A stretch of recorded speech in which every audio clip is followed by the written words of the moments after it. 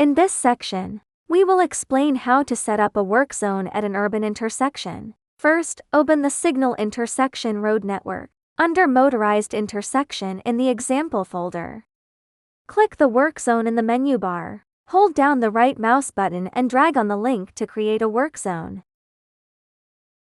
The Work Zone Configuration panel provides two sets of default parameters, urban and highway, along with a variety of options for setting the length of each work zone area. Here, we select the urban settings and create the work zone.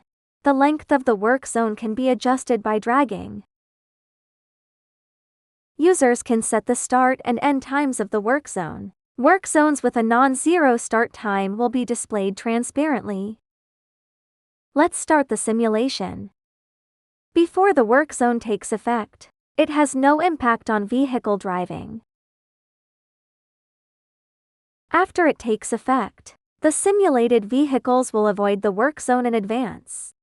Switch to the 3D view, and TESS NG will automatically generate and display work zone models, including construction models and indicator signs.